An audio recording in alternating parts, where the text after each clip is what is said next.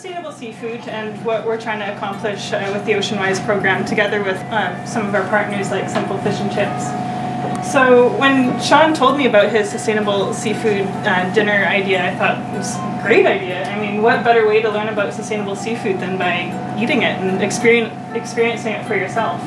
So I'm really excited about tonight to try some of these different seafood options. But tonight I was just going to kind of give you guys a bit of background on some of the issues that are facing our oceans, to kind of give you a bit of context as to why we should be looking for this, why we should be looking for sustainable seafood. So I guess I'll just start off by talking about some of the issues facing our oceans. So as you know, there's kind of a whole number of different issues. You hear about them popping up on the news, things like ocean acidification, global warming, oil spills, etc. You can, a whole list of them. Ocean acidification, as the waters are getting warmer, we're starting to deprive species of essential nutrients, which is leading to things like deadly coral bleaching. As we add more and more fossil fuels to the atmosphere, we're starting to lower the pH of the ocean, because as you add carbon to water, it starts to lower the pH. And oceans, they can hold up to 50 times more carbon than the atmosphere does. But really, the number one problem that we're having with the oceans is through fisheries. And luckily for us, that's probably the easiest factor for us to fix and change. Whereas things like acidification and global warming, these are really complex issues that will take kind of a lot of effort and research to kind of figure out how we can prevent these and reverse the effects. But whereas with fisheries, it's something we have a lot more control over. It's a factor we can kind of, we can control, we can put in regulations in place, we can reduce the amount of fishing pressure we have on the oceans. So I think it's a really hopeful aspect that we can change this. So with fisheries, there's kind of a whole number of different ways that they're affecting the oceans. One of them would be through habitat damage and alteration. And that's basically when you have different fishing techniques, they can affect the environment in different ways. One really good example of that would be factory bottom trawling. So as I'm sure you all know, these are those huge nets that they take and they just drag along the bottom of the seafloor. They catch a whole lot of fish in them, a whole lot of fish you're not intending to catch, and they're just destroying all the sponges and corals along the bottom of the ocean there, which is essential habitat for species, and it's kind of nursery grounds where they kind of hide out from predators and grow and mature. So by destroying that habitat, you're really depriving them of that chance to develop into large mature fish.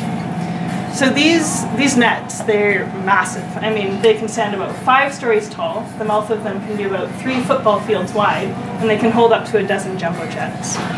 So they're enormous, and you're getting a lot of, you're making a lot of money on volume and not quality of fish, because you're really jam-packing these fish in the back there. They're battered and bruised, not a good quality fish. Another kind of major issue of fisheries is bycatch. So bycatch is defined as your unintended predator catch. So if you're fishing for tuna, for example, and you get dolphins caught in your net, that would be considered bycatch. They've estimated that about 20 to 30% of the world's global catch is thrown away every year as waste. Another kind of obvious impact of fisheries is just overfishing, taking too many fish out of the ocean. And it's not just because of greed, but also because of poor understanding of the population structure and dynamics of these species. And that leads to poor management of these animals.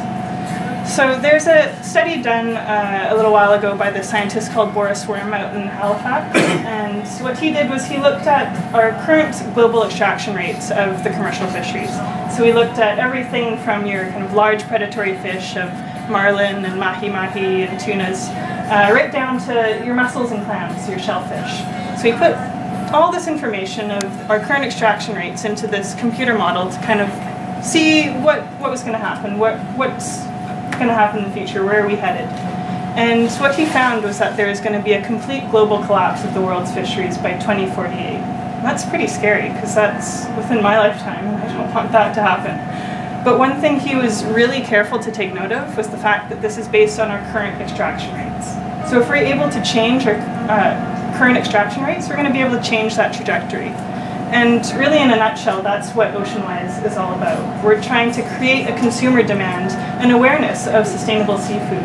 And that, in turn, is going to kind of create a market that is going to benefit those fishermen that are conducting their operations in a more sustainable manner, and push the others towards changing their operations to these better practices, which is kind of our ultimate goal.